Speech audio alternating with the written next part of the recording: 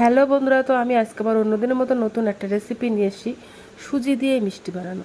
তো আমি এই রেসিপিটা কিভাবে বানাই তোমরা সবাই শেষ পর্যন্ত ভিডিওটা স্কিপ না করে পাশে থেকে দেখার জন্য অনুরোধ রইল। তো চলো আমি রান্নাটা শুরু করি।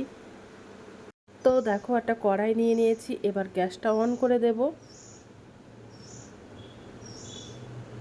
তো এই মিষ্টিটা বানাতে আমার এক বাটি সুজি লাগবে। তো আমি দেখো এক বাটি সুজি নিয়ে নিয়েছি। তো এবার কড়াইতে দিয়ে দেব। আর তেল ঘি ছাড়াই আমি কিন্তু ভাজাটা করব। এমনভাবে ভাজা করব যে কাঁচা গন্ধ ভাবটা যেন চলে যায়, আর যেন সুজিটা না পুড়ে যায়, আর একদম লো ফ্লেমে করে নেব। তো দেখো আমার সুজিটা ভাজা করা হয়ে গেছে। আর আমি যে বাটিতে সুজিটা নিয়েছিলাম, তো ওই বাটি মেপেই কিন্তু আমি দুধ দেব। তো আমি আগের থেকে গরুর দুধ ভালো করে জাল করে রেখেছিলাম। তো ওই বাটির আমি 2 বাটি দুধটা দেব। ওর থেকে বেশি দিলে কিন্তু সুজিটা নরম হয়ে যেতে পারে। তো বাটি মেপে আমি 2 বাটি দুধটা দেব।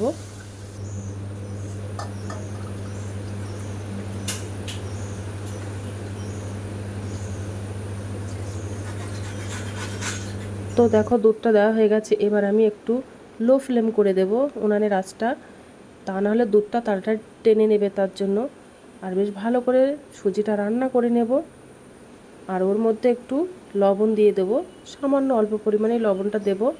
লবণটা দিলে কিন্তু মিষ্টিটা আর একটু ভালো লাগে খেতে, তার জন্য। তো এবার একটু রান্না করে নেবো, আর ভালো করে একটা শক্ত মতো করে একটা ডো বানিয়ে নেব।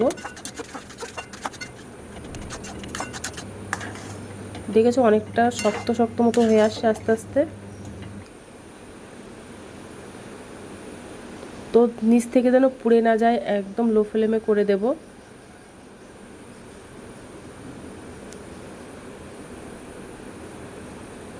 তো দেখো ডোটা প্রায় হয়ে গেছে। একেবারে নাও শক্ত, একেবারে নাও নরম করে নিয়েছি।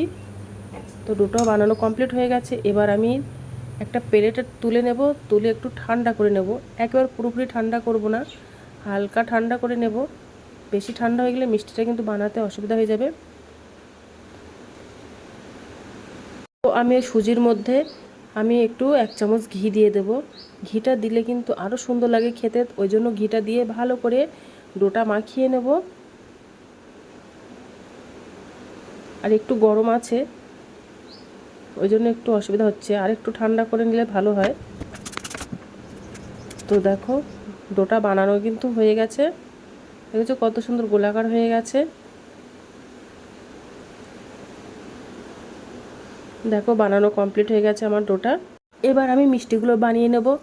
তো আমি একটা ছোট্ট থেকে একটু লেচি কেটে নেব, নিয়ে একটু বেশ ভালো করে গোলাকার করে নেব।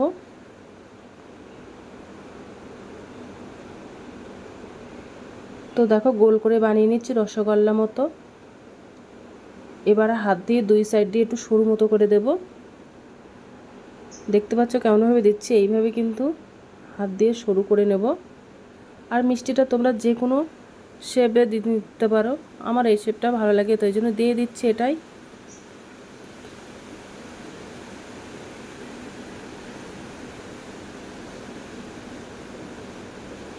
তো দেখো মিষ্টিটা বানানো হয়ে গেছে, কত সুন্দর হয়েছে দেখতে। আর আমি বাদ বাকি মিষ্টিগুলো আমি এইভাবে বানিয়ে নেব। তো দেখো আমার মিষ্টিগুলো সব বানানো কমপ্লিট হয়ে গেছে, আর কত সুন্দর হয়েছে।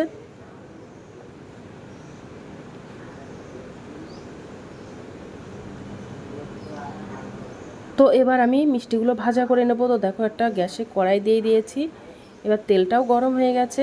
আর যে মিষ্টিগুলো এবার দিয়ে দেব, তো একটা একটা করে দিয়ে দেব। আর অল্প করেই মিষ্টিগুলো দেব, যেন অনেকটা একসঙ্গে দেব না, অনেকটা একসঙ্গে দিলে ভেঙে যাওয়ার ভয় থাকবে, তার জন্য অল্প অল্প করেই দেব।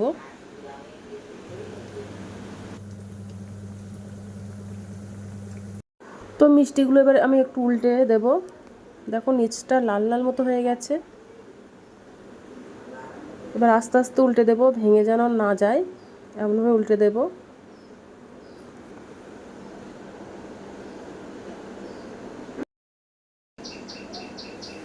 তো দেখো মিষ্টিগুলো পুরো লাল লাল করে ভাজা করে নিয়েছি, সব ভাজা করা হয়ে গেছে।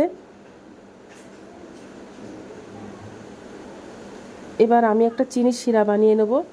তো দেখো প্রায় 1 বাটির মতো চিনি নিয়েছি, এবার 1 বাটি মতো জল দেব, আর ওর মধ্যে একটু যেন গন্ধটা ভালো আসে তার জন্য আমি একটা এলাচ ফাটিয়ে দেব। এবার দিয়ে আমি চিনিটা চাল দেব, চিনিটা জাস্ট গলিয়ে নেব ভালো করে।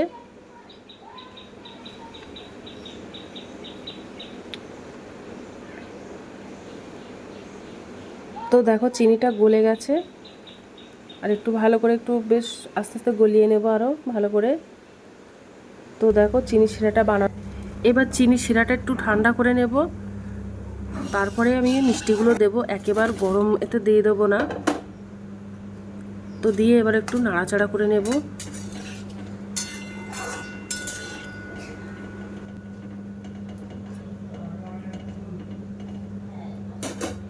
তো এবার মিষ্টিগুলো সব ভেজাতে দিয়েছি, এবার আমি একটা ঢাকা চাপা দেব, দিয়ে আমি 1 ঘন্টার মতন ভিজিয়ে দেব। তো দেখো 1 ঘন্টা হয়ে গেছে,